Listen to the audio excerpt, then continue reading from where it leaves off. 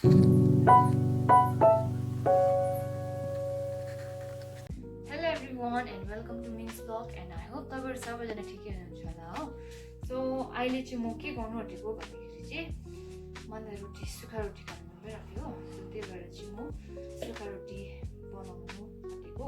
So मैले डो चाहिँ ready गरिरहेको छु। So yes stay tune everyone.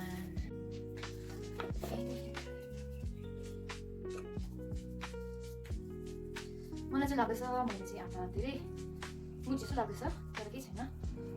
रोटी बनाइरहेको छु नि आगे हाल्नु सजिलो हुन्छ दिउँसो खाजा हुन्छ हो। सो भन्नुहोस् है तपाईँहरूले सुखा रोटी कतिको मनपर्छ कमेन्ट डाउन गरिदिनुहोस् हो। मलाई चाहिँ मनपर्छ सुखा रोटी हो। It's good for health also.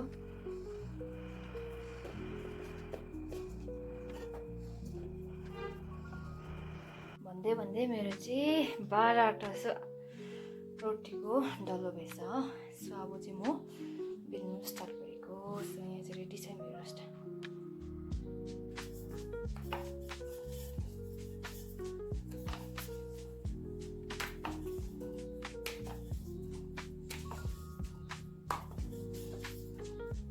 म चाहिँ फेरि यहाँ बेल्दैछु किनकि मैले अघि उयो गरेको चाहिँ सबै टाल्दैछु कि। सो त्यही भएर चाहिँ यहाँ फेरि हेरी काम भयो।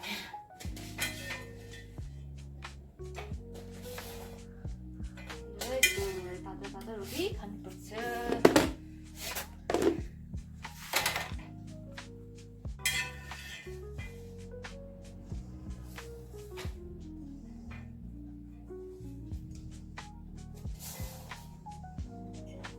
रोटीहरू यसरी फुलिँदा कस्तो खुसी लाग्छ है किनकि मतलब पकाएको जस्तो लाग्छ होइन। सो तपाईँहरू पनि भने यस्तो फुलिँदाखेरि चाहिँ तपाईँहरूलाई कस्तो फिल हुन्छ प्लिज भनिदिनुहोस् गाइस। सो गाइस आज मेरो छ सब्जीहरू दाल मिक्स दाल अनि चाहिँ आलु छ अनि यता चाहिँ रोटी छ। सो गाइस म चाहिँ खाबलोस्।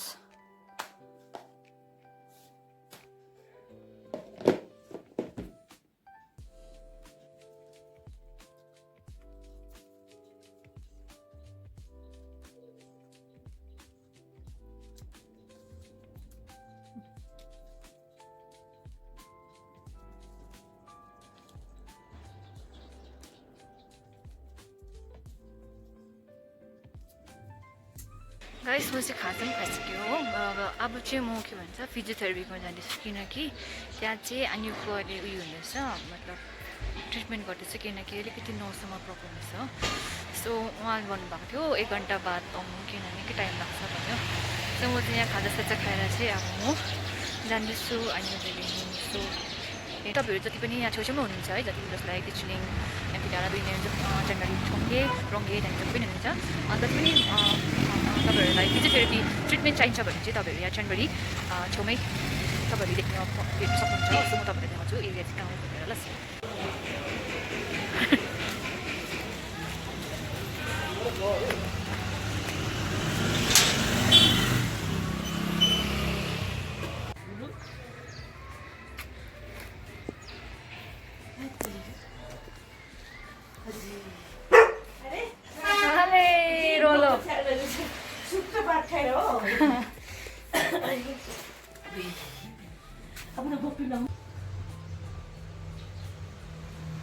चाहिँ म अहिले बुनुको फोर काटिँदैछु किनकि यसको चाहिँ अब बुट्टामा अलिकति स्किन फङ्गल इन्फेक्सन यसो भएछ। सो त्यही भएर चाहिँ मैले काटिदिँदैछु।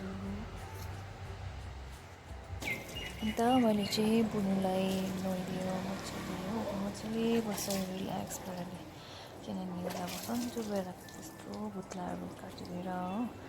सो हेर्नुहोस्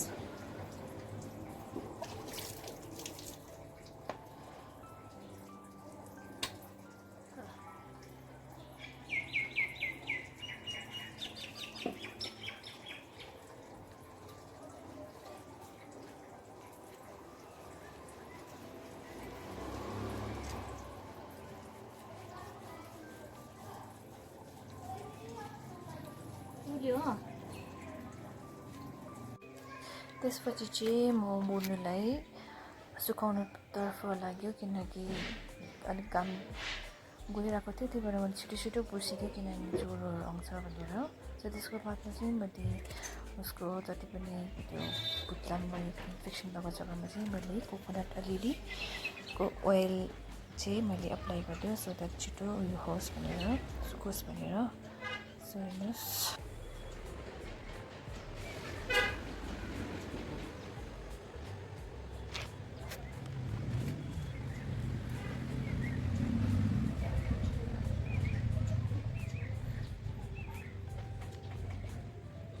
गाइस आजको भिडियो चाहिँ म यहीसम्म एन्ड गर्छु हो मुनि पनि नुहाएर मैले कोकोनट ओइल लगाइदिएको थिएँ हो अन्त अलिकति मलाई सन्चो भयो होला अलिकति अहिले चाहिँ घाम तपाईँ सन्चो बसिरहेको छ सो गाइस तपाईँहरूलाई म नेक्स्ट भ्लगमा भेट्छु सो प्लिज तपाईँहरू मेरो भिडियो मन पऱ्यो भने like comment share and subscribe गरिदिनुहोस् हो जो नयाँ हुनुहुन्छ हो अनि yes, and see you next vlog. Bye bye. Take care everyone.